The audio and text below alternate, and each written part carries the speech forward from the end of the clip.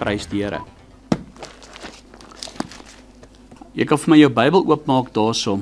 Ek wil kortliks met ons ietsie deel. Daar is in 1 Konings hoofstuk 18.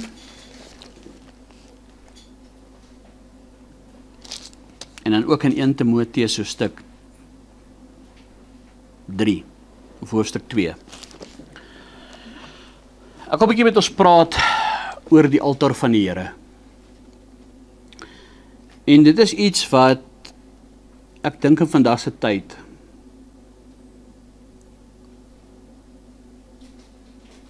een baie groot knou gekry het. Veral in die samelewing waarin ons is, veral in die kerklike omstandighede, die kerklike milieu waarin ons onsself bevind. Dink ek, is daar iets wat ek en jy vandag in hierdie hele verhaal moet raak sien. Nou kom ons wees nou maar eerlik. Die wêreld daar buite is boos, die wêreld is afvallig. Die Here word nie meer gedien, soos wat hy vir ons gesê het, hy gedien wil word nie. Mense vandag se tyd volg hulle eie opinies, volg dalk die populêre opinie, die populêre idee. Die kerk is nie meer wat die kerk was nie. Weet jy, die respek vir God is nie meer daar nie, in baie plekke. Die orde van God is nie meer daar nie. In baie gevalle is die orde van God heeltemal uit mekaar uitgeruk. En dan wonder ons, hoekom is die kerk kragteloos? En as ek praat van die kerk, praat ek nou, wie is die kerk? Ek en jy is die kerk, ons is die liggaam van Christus. Maar kom ons praat na die kerk instansie.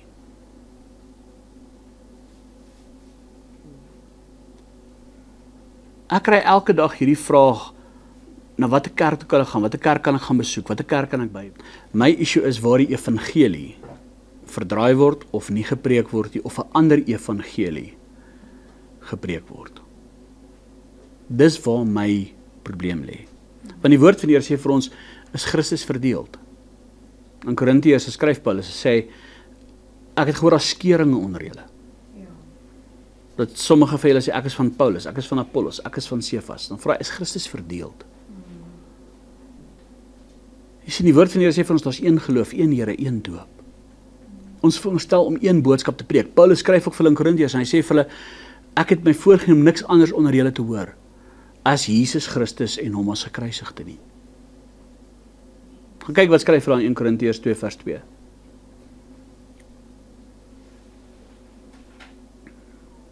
Hy het my voorgenem om niks anders onder julle te weet, as Jesus Christus en hom as gekruisigde nie. Jy sien, en dit is ook die toets van die woord wat ons hoor, dit is ook die toets van alles. Slaag dit die toets van die evangelie? Stem dit wat ek glo, stem dit wat gepreek word, slaag dit die toets van die evangelie? As dit die toets van die evangelie slaag nie, dan is dit 'n false teaching.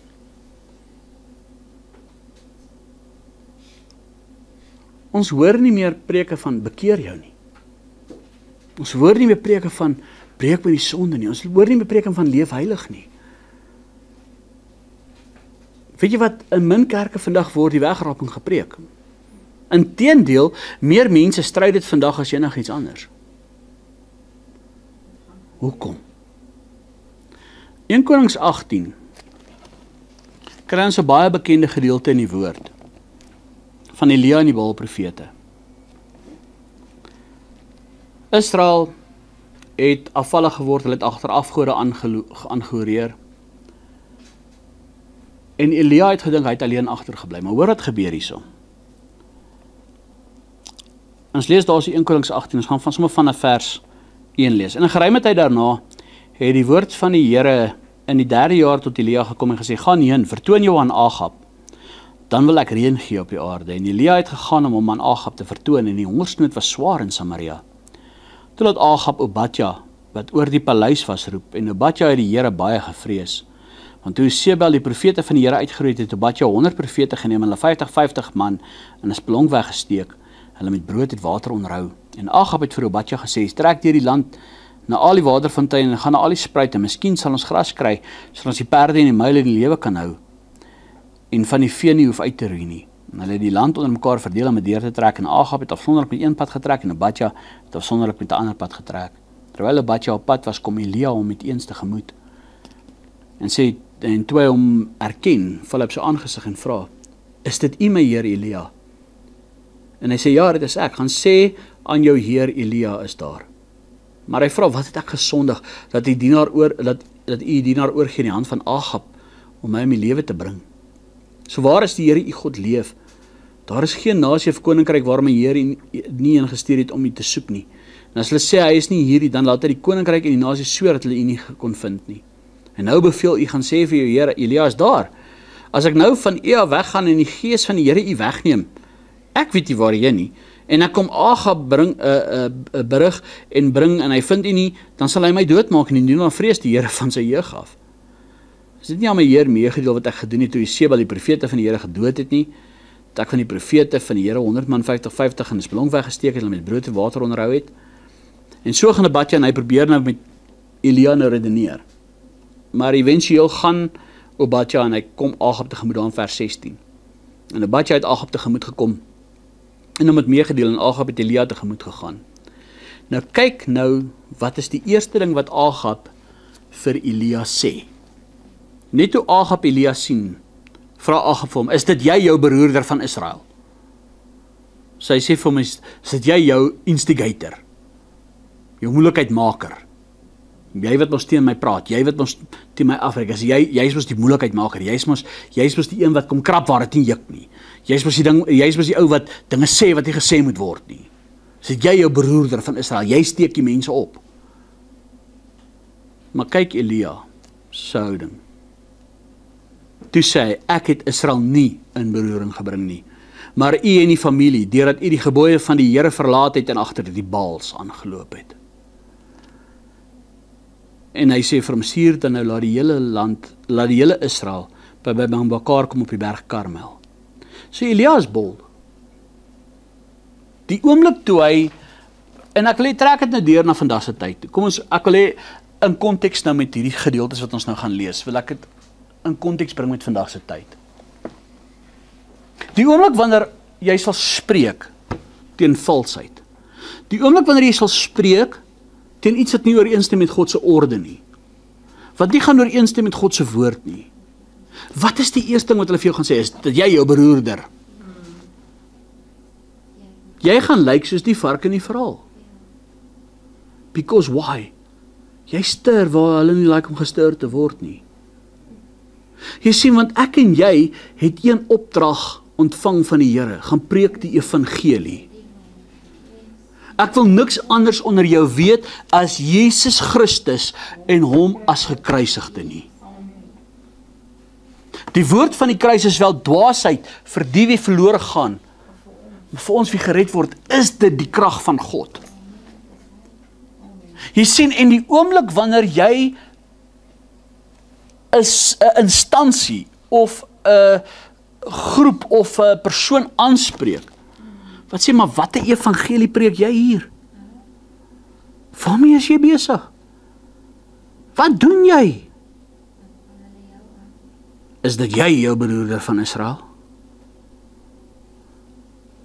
Jy sien, ek dink hulle mis die punt heeltemal. Want jy sien, ek en jy het een roeping in die lewe. Ons dien nie onsself nie. Ons dien nie onsself nie. Ons leef nie vir onsself nie. Ons lewe vir die Here. En ons lewe moet getuig van die Here. En selfs dit wat ons doen, dit wat ons preek, dit wat ons vir mense vertel, dit moet getuienis wees van Jesus Christus. Weet jy wat, ek en jy bou nie ons eie koninkrykies op hierdie aarde nie. Ons probeer. Maar ons koninkrykies gaan nie bly staan nie. Jy sien, en dit is die probleem wat baie mense het. Baie wil hulle eie koninkrykie bou. Net soos Agab. Die Here is nie regtig in die prentjie nie. Stel nie belang nie, hulle het agter die Baals aangeloop. Jy sien, want Baal was die God van voorspoed. Baal was die God wat allerhande dinge vir hulle beloof. Jy sien, is lekker gewees om Baal te aanbid, want daar's vryheid, jy weet. Hulle kan roer en remoer soos wat hulle wil. Hulle kan optree soos wat hulle wil. Hulle kan preek wat hulle wil. Dis lekker.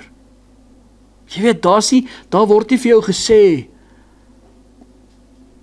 moenie dronk word van wyn nie, want daarin lê ons bandigheid nie. Nee, daar word vir jou gesê, sy papa, bring hy biertuin. Bazaar gaat ons hou. Sien, dis Baal wat so praat. En dis lekker om Baal te dien, en dis maklik om Baal te dien, vat die opoffering nie. En weet jy wat is die hartseer ding? Mense is bereid om hulle siel op te offer vir Baal. En nou kom die Here en hy sê vir ons, jy kan nie twee Here dien nie. Want jy sal of die een lief hê en die ander een verag. Jy kan nie, en dan praat hy jy kan nie God en Mammon dien nie, hy sonder nou van Mammon uit. Maar weet jy, in hierdie tyd, wat as jy gaan kyk deur Israel se geskiedenis, daar was so baie gode wat in daai tyd aanbid was. Op 'n stadium het hulle tot bokke aanbid. As jy gaan kyk, panentheïsme, waar kom panentheïsme van? Hulle het pan aanbid, die bokgod. Het jy al gedink, kom ons wat satanisme, ou Baphomet. Jy al Baphomet al gesien, lyk op Baphomet. Waar kom dit vandaan? Dis van pan af. Panentheïsme, selfs in die tyd van Jesus, toe hy in Caesarea Philippi gekom het. Banias in Israel, Panias, hulle spreek het vandag uit Panias, hoekom was dit Panias, hoekom? Want dis waar die tempel van Pan was. Dis onder andere een van die gode. Nou Baal was dit nog een, hulle het Astarte aanbid, dink aan Korinte, Astarte. Dink aan die Filistyne, Diana, dink aan Dagon, dink aan, daar's so baie gode, maar almal is hulle pudding aan 'n sous. As jy gaan kyk na die ek sal 'n bietjie enige dele lesing doen oor die oorsprong van die afgode, dis nogal baie interessant, want dit almal gaan terug na Nimrod toe. Maar die beginsel is net, ons is gestuur om een evangelie te verkondig. Die kerk is veronderstel om as 'n eenheid saam te werk. Weet jy wat, dit is vir my so hartseer as mense vir my 'n boodskap stuur, Henko, ons is in hierdie dorp, maar hier is nie kerke waant ons kan gaan nie, dan is daar hoeveel kerke in daai plek? As hulle Henko, hierdie kerke is almal van die pad af. Ek preek dit nie die kerke nie, ouens, ek preek om hopelik met die hoop en met die gebed, laat mense met hoor om te sê, maar luister, ek wil 'n verandering maak. En kyk wat gebeur nou in hierdie gedeelte. Hy sê vir hom, ek het Israel nie in beroering gebring, maar laat almal nou by mekaar kom, die hele Israel by mekaar kom by Berg Karmel. En hy sê, en ook die 450 profete van Baal en die 400 profete van Asera wat aan die tafel van die Sebel eet. En Agab het gestuur onder al die kinders van Israel en die profete op die Berg Karmel by mekaar laat kom. En Elia het nader gekom na die hele volk en gesê, hoor wat sê Elia, van hoe lank hink julle op twee gedagtes? As die Here God is, volg hom na.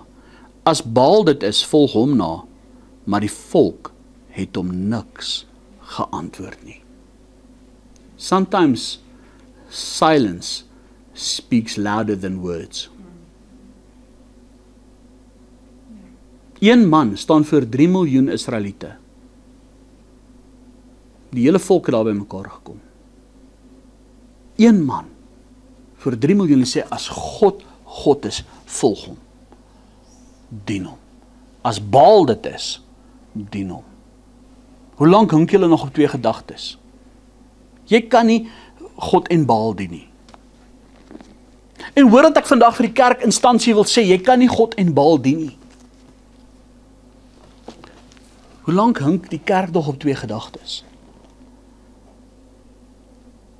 Weet jy, en ek gaan nou, I will call a spade vandag. Dit breek my hart. Elke dag stuur mense vir my boodskappe en foto's. Dan sê ek by die kerke, nie, ons hou nou kerkbazaar en dis nou hierdie biertuin. En ons hou hierdie ding en dis nou hierdie ding. En daar's allerlei weird goed. Eendag was daar tot daar's tot Valentynsdanse en balle wat gehou word vandag in die kerke. Besef jy ooit waar kom Valentynsdag vandaan? Geen koe man, maar nou nie so speelsport wees nie.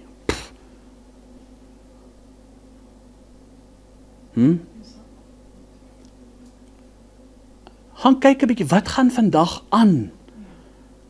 Hoekom is die kerk nie meer waar hy moet wees nie? Weet jy, ons is so naby aan die koms van die Here. En ek wil eintlik vir mense vra, mense moenie jou prys verloor nie. Hoe lank dink hulle nog op twee gedagtes? As Here God is volg hom na, en as Baal het is volg hom na, maar die volk het hom niks geantwoord nie. Toe sê Elia vir die volk, ek alleen het oorgebly as profeet van die Here, terwyl die profete van Baal 450 is. Jy sien, weet jy wat? Hoor ek vandag vir jou sê, gewoonlik as jy gaan opstaan vir die Here, gaan jy alleen staan. Hoor wat ek vandag vir jou sê, as jy gaan opstaan vir die Here, jy gaan alleen staan. Jou familie sal teen jou draai, jou vriende sal teen jou draai. Geloof van my, die kerk, baie van hulle sê om uitjaag. Nee, jy is nie meer welkom hier nie. En dis 'n hartseer ding. En hy sê vir hulle, vers 23, maar laat hulle vir ons 2 bulle gee, dan kan hulle vir hulle 1 bil uitkies, dit is stukke verdeel op die hout sit, maar sonder om vuur te maak, en ek sal die ander bil gereed maak en op die hout sit, maar ek sal geen vuur maak nie. Roep julle dan die naam van julle God aan, en ek sal die naam van die Here aanroep. En die God wat met vuur antwoord. Hy sal God wees. Nou hoor gou mooi, die God wat met vuur antwoord. Wat het gebeur op Pinksterdag? Die Heilige Gees is uitgestort en hulle het gesien op hulle, die Heilige Gees op hulle gesit soos tonge van vuur. Jy sien, hy praat van die Heilige Gees kerk in vandag se tyd. Jy sien, want hierdie Baal-profete wat vandag aangaan het, was 'n vertoning in die vlees gewees. Die Heilige Gees was nie daarbey betrokke nie. Jy sien, wanneer die Heilige Gees nie betrokke is by 'n kerk nie, of nie welkom is in 'n kerk nie. Dit is juis wanneer dit 'n Baal-tempel word. Dis juis wanneer dit 'n afgodstempel word. Maar kyk wat gebeur nou hier. Verder het Elia aan die profete van Baal gesê, kies vir julle 1 bil uit en maak dit eers gereed, want julle is die meeste. Roep die naam van julle God aan, maar julle mag geen vuur maak nie. Hulle die bil wat hy hulle gegee het geneem en het gereed gemaak, en die naam van Baal van die môre tot die middag aangeroep en gesê, o Baal, gee ons antwoord. Maar daar was geen stem en niemand wat antwoord nie. Jy sien, want hoekom? It was a fleshly thing. Kyk wat gebeur toe, en hulle het rondgespring by die altaar wat hulle gemaak het. Hou op om 'n vertoning in die vlees te maak.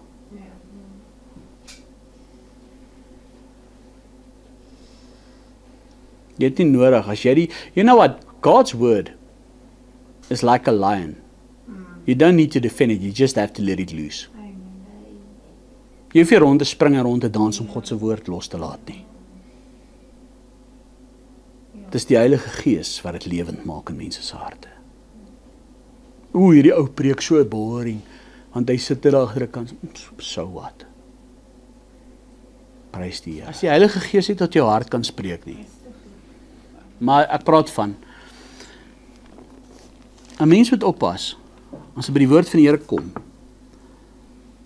dat jy nie 'n emosionele opwekking, 'n vleeslike opwekking probeer opwek. Ek kan net vir jou sê, weet jy wat? Ja, ons moet die werk van die Here doen, maar moenie God se werk doen nie. As jy verstaan, hoor wat ek sê, ons moet die werk van die Here doen, maar moenie God se werk doen nie. Dis die Heilige Gees se werk om dit lewend te maak in mense se harte. Jy sien, van baie kansels af vandag, is dit 'n vleeslike ding. Die Heilige Gees is nie meer betrokke by die woord nie. Die Heilige Gees word nie meer, ek wil eintlik sê, toegelaat om tot die gees en tot die hart deur te bring nie.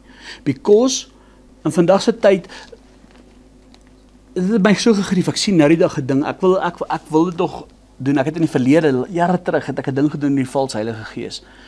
Ek wil eintlik 'n nuwe ding doen, maar weet julle wat, ek kry dit nie klaar nie, want daar's so baie, elke dag elke keer as ek aan die ding werk, want ek wil footage by mekaar maak, wat ek, weer dan kom aan net meer en meer en meer, dis asof die wêreld mal geword het, dis rarig, dis crazy. Nou die dag, ek dink julle sal kan sien ook, julle moet 'n bietjie gaan op Google, dan gaan Google julle bietjie of op YouTube, dan gaan check julle bietjie die Super Bowl Sunday wat hulle gehad het daar in Amerika by die een kerk. Toe het hulle sommer 'n voetbal gevat, die Bybel as 'n voetbal gebruik, en dan neergestel dat die pastore daar ingekom en die Bybel gepleis het sommer, jy weet. Hulle het die Bybel geskop in plaas van 'n voetbal. Hulle het byvoorbeeld die pastore wat ingekom het, was die hele show, hulle het 'n preekkompetisie gehad. Tussen die klomp pastore wie die beste preek. Hulle het soos 'n showdown gehad tussen die pastore. Hulle het hulle sommer laat inkom met dan het hulle sulke theme music gehad, dat hulle ingekom het so superstars, rockstars, jy weet so die football players ingekom het waar hulle gehyf het, die gemeente high five het en elkeen 'n tema lied gehad wat nou opkom en ander ou het julle het al ek weet jy of julle al daai video gesien het van Miley Cyrus wat so op die eysterbal kaal sit, dan hang sy so daai wrecking ball ding. Die pastoor van die gemeente gaan klim op hy wrecking ball en hy sing wrecking ball terwyl hy op so wrecking ball daar rondswaai in die kerk. Gaan check dit bietjie. Sulke tipe goed. En die mense gaan bos. Gaan soek dit op YouTube, julle gaan dit kry. Gaan so 'n bietjie daar op YouTube die wrecking ball pastor en check dit bietjie. Hulle maak 'n bespotting. Dis 'n vertoon in die vlees. Weet jy, vandag se tyd, ek luister, gaan kyk online, meeste van die preke wat jy deesdae kry online, is sulke begeesterde preke. Dit wek soveel emosie op, broer.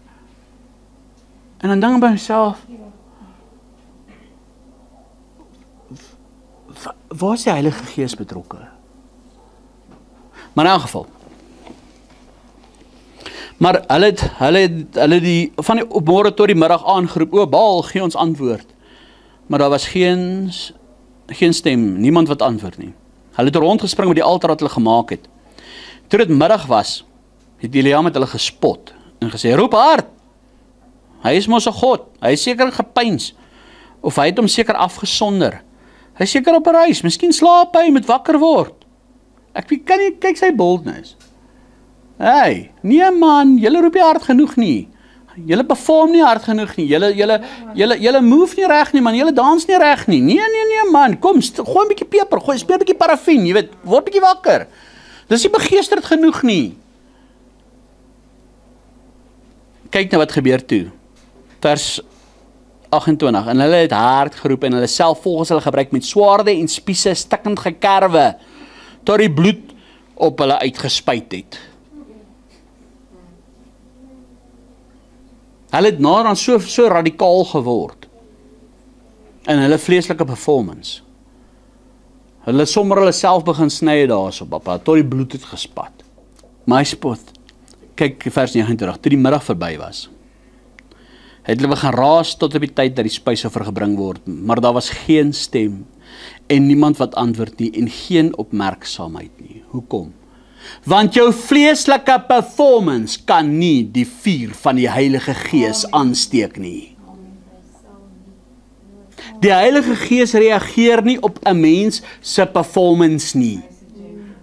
Hoe jy op en af spring en hoe begeesterd jy klink en wat jy jouself, al kerwe jy jou nader aan self. As jy nie in 'n verhouding staan met die lewende God nie, sal die Heilige Gees nie beweeg nie. Let op daarna. Jy sien, maar let nou wel op hierso, want wat was hulle fokus? Wat was hierdie Baal-profete se fokus van hulle hele bediening, as ek dit so kan noem? 'n Vleeslike performance. Hulle het rondgespring, rondgedans, rondgehardloop, rondgemal gegaan. Hulle het so in die vlees geoperate. En hulle het gedink hulle is vreeslik begeesterd, broers en susters. Ek dink dit moes nogal 'n spektakel gewees het om dit te sien, en ek dink dit moes nogal 'n ervaring en 'n belewenis gewees het, en dit was lekker loud gewees, hoor, ek meen, as 450, eintlik wou ek sê 900 sulke profete so te kere gaan, dit moet nogal 'n move wees, hoor, imagine for yourself, Dis loftes maal 10 hierdie pappa. Jy verstaan? Maar die Gees het nie beweeg nie. Want hulle het 'n dooie God aanbid. En nou moet jy baie mooi oplet wat doen Elia. Vers 30. Toe sê Elia vir die hele volk: Kom nader na my. En die hele volk het nader gekom na hom. En hierso is baie belangrik, onderstreep dit vir in jou Bybel, merk dit vir in die Bybel. En hy het die altaar van die Here herstel, wat afgebreek was. Jy sien, hulle het so ver gegaan, daai Baal profete, dat hulle die altaar van die Here afgebreek het. Net sodat Baal moes antwoord. En ek wil vir jou iets vandag vertel. Die woord van die kruis is wel dwaasheid vir die wie verlore gaan. Paulus skryf, ek het my voorgeneem niks anders van julle te hoor as Jesus Christus hom as gekruisigde nie. Jy sien, God het 'n altaar bewerkstellig waarop hy antwoord. En daardie altaar was die kruis van Jesus. Want aan die kruis van Jesus, aan daai kruis, was die lam geoffer, die volmaakte offer. En God antwoord alleenlik op 'n altaar wat hy opgestel het. En hy antwoord alleenlik op die altaar waar die volmaakte lam opgeoffer is. Jy sien, en in vandag se tyd is die altaar van die Here afgebreek.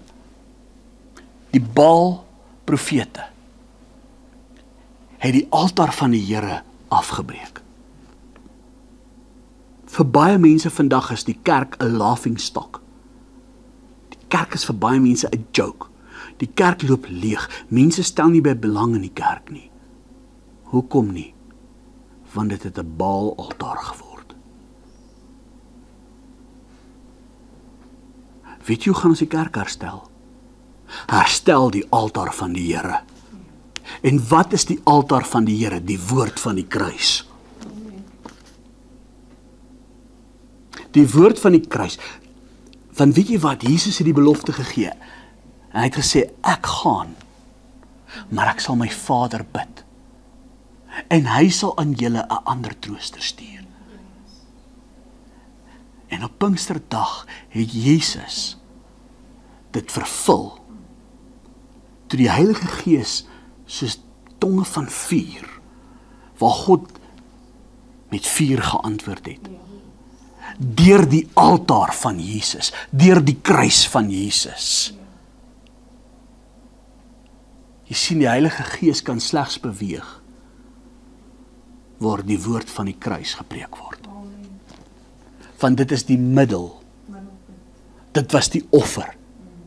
Dit was die volbring van die evangelie. As die woord van die kruis nie daar is nie, sal die Heilige Gees ook nie daar wees nie. Because God always answers on an altar. Gaan terug na Abraham toe, met Isak. Abraham gaan offer jou seun. 'n vleeslike offer, 'n menslike offer was nie vir die Here aanneemlik nie. Ja, hy het Abraham se gehoorsaamheid getoets, maar sien die ander, sien bietjie dieper, sien bietjie verder. Toe Abraham daai mes optel om vir Isak te slag, toe sê die Here stop. Abraham kyk op. God provided the lamb. God het die offer voorsien. En God het op daai altaar geantwoord. En hy het sy verbond met Abraham gesluit deur die offer wat hy gegee het. En hier gaan hy verder. Daarop neem Elia 12 klippe volgens die getal van die stamme van Jakob se kinders, tot wie die woord van die Here gekom het om te sê, Israel sal jou naam wees. En hy bou met die klippe 'n altaar in die naam van die Here. Daarna het hy 'n sloot gemaak rondom die altaar, 'n ruimte vir omtrent 2 mate saad. En die hout gerangskik en die bil in stukke verdeel en bo op die hout gelê. Toe sê hy, maak 4 kruike vol water en giet dit op die brandoffer en op die hout. En hy sê, doen dit vir die tweede maal. Hulle het dit vir die tweede maal gedoen. En hy sê, doen dit vir die derde maal. En hulle het vir die derde maal gedoen. Wat interessant is nou van hierdie, jy sien 'n altaar, jy sien die offer, en jy sien water. In Johannes, dan praat hy, daar is 3 wat getuig in die hemel, die Vader, die Seun en die Heilige Gees. En ons 3 wat getuig op die aarde, die Gees, die water en die bloed. Die 3 getuienisse. Hier kry ons dit weer. God will answer where the 3 witnesses are.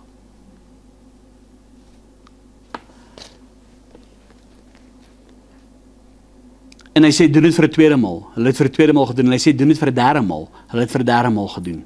So die water rondom die altaar geloop het en ook die sloot het hy vol water gemaak. Jy sien, daar's 'n manier dat daai offer sou brand nie. Met menslike vuur nie.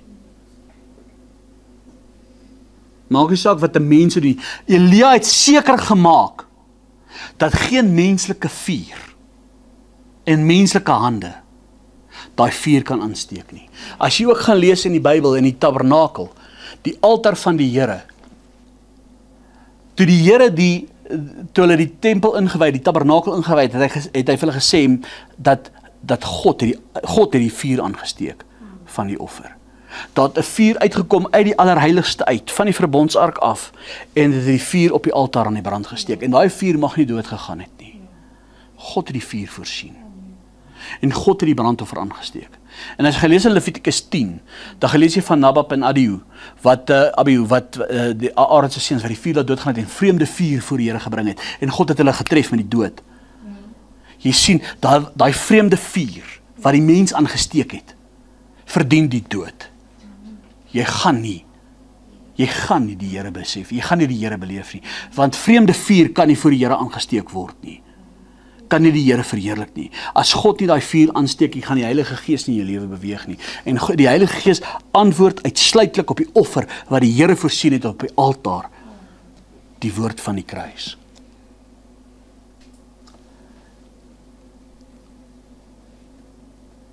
En op die tyd, in vers 36, op die tyd dat hulle die spysoffer bring, het die profeet Elia nader gekom en gesê, Here, God van Abraham, Isak en Israel, laat dit vandag bekend word dat u God is in Israel, en ek u knegg, en ek sal hierdie dinge op u woord gedoen het. Antwoord my, Here, antwoord my, sodat hierdie volk kan erken dat u die Here God is, en dat u hulle hart tot u laat terugkeer. Kyk nou hier, net soos God die tabernakel aangesteek het. Daarop het die vuur van die Here neergeval, en die brandoffer en die hout, en die klippe, en die stof verteer, ja, die water wat in die sloot was, opgelek.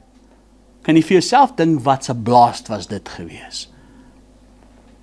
En toe die hele volk dit sien, het hulle op hulle aangesig geval en gesê, die Here, hy is God, die Here, hy is God. Jy sien, God steek die vuur aan. God steek die vuur van die Heilige Gees aan in mense se harte.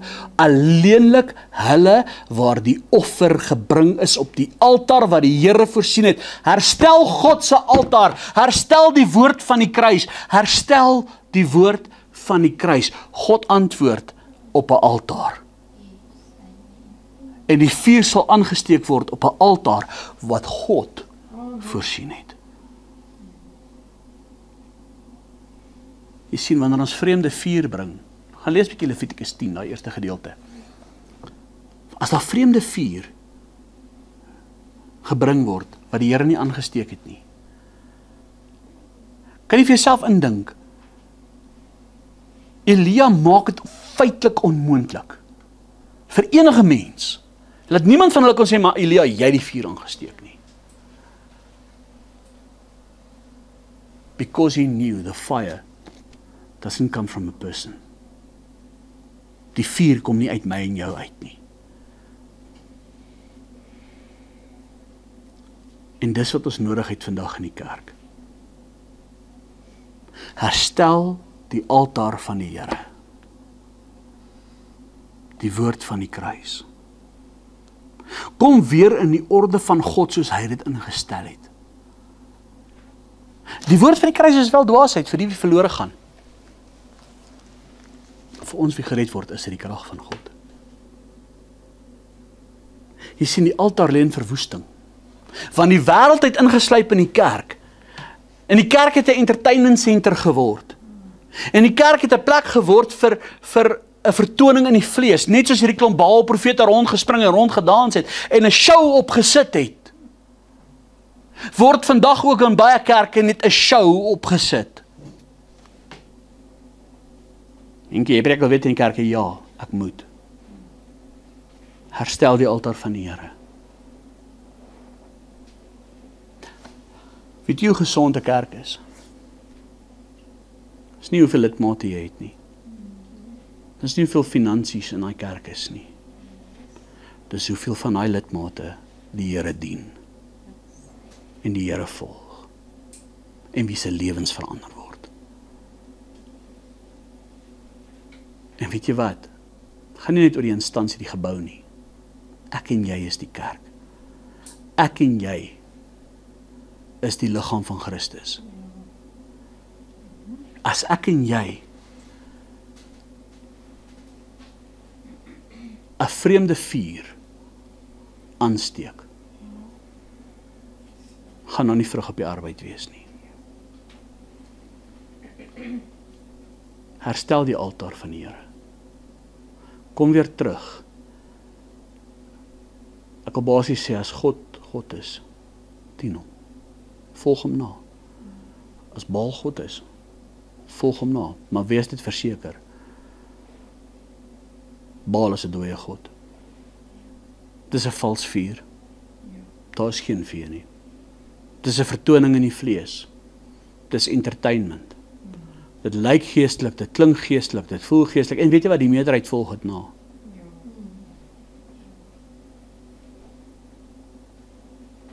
Maar kom by die plek waar die Gees van die Here antwoord. Die woord van die kruis is wel dwaasheid vir die wie verlore gaan. Vir my en vir jou is dit die redding, is die krag van God. God antwoord altyd op 'n altaar. En daai altaar is alleenlik wat Christus vir ons aan die kruis gedoen het. Amen.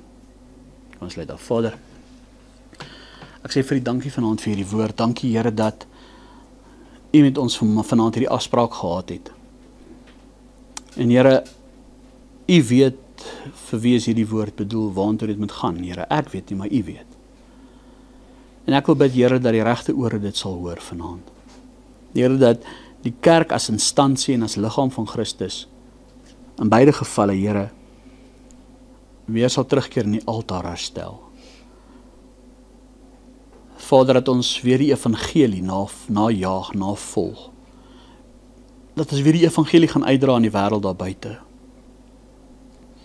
Heilige Gees, sal U ook die naprediker wees van hierdie woord en sal U ook U vuur in ons harte kom aansteek. Here, dat U vir ons sê, wees nie traag in die ywer nie, wees vurig van gees, dien die Here.